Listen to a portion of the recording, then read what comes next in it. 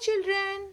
Today I am gonna tell you the story about the camel who is really hardworking and it is in the sun. The camel in the sun. Camel. Camel in the sun. Sun. Sun.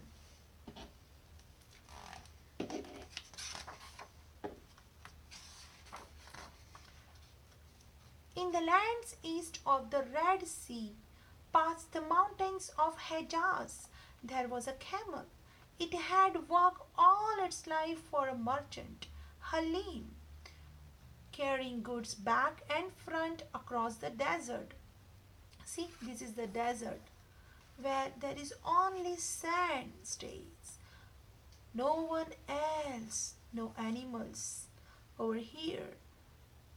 It often walked all the way from Al-Hasa oasis to the sea at Jeddah.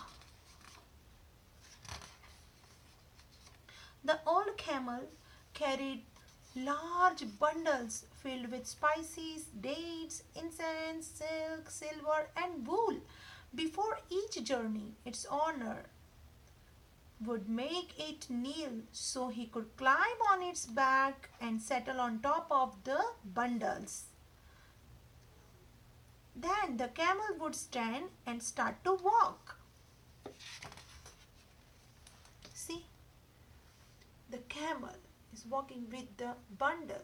The camel climbed the steep sand dunes and walked along the tops of them and then lumbered down their one side, almost stumbling over the spilling everything. Oh no! On the flat stretches of the desert, when nightfall was approaching, the man always yelled at the camel to run so he could reach the place where he would sell his goods as fast as possible. They rarely stopped to rest.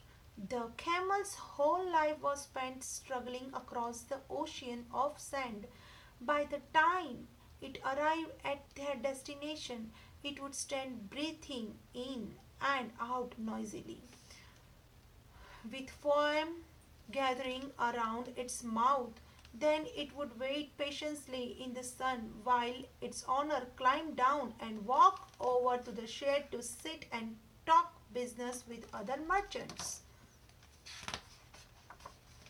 One day, suddenly, after years of walking in the burning sun over the desert's sandy waves, the camel felt water rising in its eyes. See, camel's eyes is watery and the water is rolled down from his eyes to the sand. At first, it didn't know what was happening. The camel thought perhaps its eyes were hurting from the winds blowing sand in its face, but it was tears that were filling its eyes. The camel stood still and breathed out a long sigh. The owner climbed off its back. See, the owner climbed off its back and stared at the camel. When he saw that the camel was just tired and sad, he said, "The slower you walk, the longer till you drink water." And he climbed up again after saying this. The old camel never showed its sadness to Halim, his merchant, again in the evening, though when Halim had fallen asleep among the bundles, the camel signed under the huge night sky. See, camel is shining under the huge night sky. It walked along, dragging its nose string across the sand, biting its lips and looking up at all stars. It was lonely now, as it thought that there was no one it could tell about its long life of suffering and hard work. And so for the next few months the camel continued walking in the hot sun. It was very terrible for him. But at night it drifted away like a boat, often with the bundle still tied to its back, and sank behind a sand dune and sank to itself until morning. As for Halim, who is a merchant, he would sleep soundly, and during the day he would ride on the camel's back as if he were floating over the desert on the bundle of valuable goods under which there was no camel.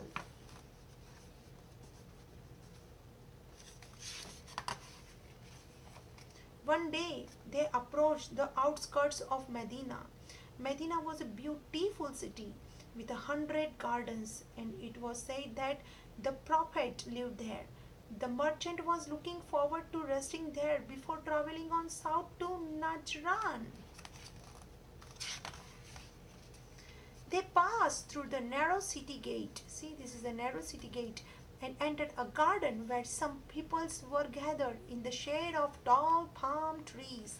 Halim, a merchant and an owner of this camel, tied the camel to a post in the blazing sun. Oh no! Then he walked over to the shade and sat down. He drank water, ate some dates, and talked business with the other merchants. When he was done, he piled up a pillow of sand and lay down and fell asleep in the shade. But what about Camel? He's still in the hot sun. It's a blazing sun. The camel stood still. Oh no, poor camel, alone with the bundles on its back. A few hours passed. It stood patiently in the hot sun.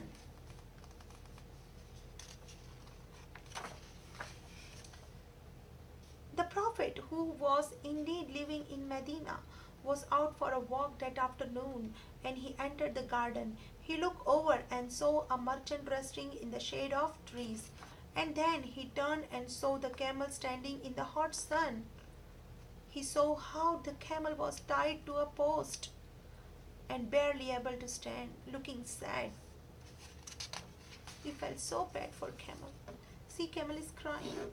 The Prophet crossed into the bright sunlight and walked straight up and hugged the camel's neck, pressing his face against its long bony face. He stared into the camel's surprised black eyes and then offered his shoulder for support, and the camel leaned heavily on the Prophet's shoulder and burst into tears. It heaved the long sobs of unhappiness. Its whole body shook the way animals shake when they cry in secret. And then something happened. The tears falling from the camel's eyes fell on the sand and sank down, and somehow they sifted into Halim's dream. Halim, a merchant and an owner of this camel. And soon Halim began to see through the camel's eyes. See, this is Halim. Dreaming there in the cool shade, Halim felt his heart ache with sadness. He saw for the first time how hot and tired the camel was, and he felt as the camel felt, and he had led a lifetime of pain and loneliness. He lay there and wept in his dream into his pillow of sand, while the camel cried against the shoulder of the Prophet. When the camel had finally finished crying, the Prophet stood back and looked over at the sleeping man who was still crying. Are you the camel's owner? He asked.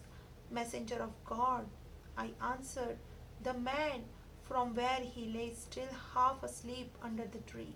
He was about to speak when a wave of sadness came over him again, and he lost his voice and was unable to say anything else.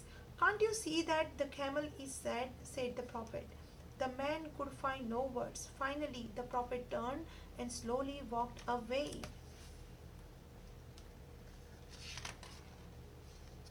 Halim felt his face grow hotter and hotter. He was feverish. He felt as though the sun's flames, as sharp as pineapple leaves, were falling onto his face. He sat up. He saw the camel staring after the Prophet. Halim could still feel tears on his face. he walked over and untied the camel. See, he untied the camel. He is not tied to the post. Then reached up and stroked its neck and stood quietly beside it. Then he gave the camel water. See, he is giving him the water and guided it gently into the shade of the trees. Now camel will not stay in blazing sun. We will rest a while before we go on, he said softly. He was not yelling at all. There is no need to hurry, my dear camel. So this was the end of the story.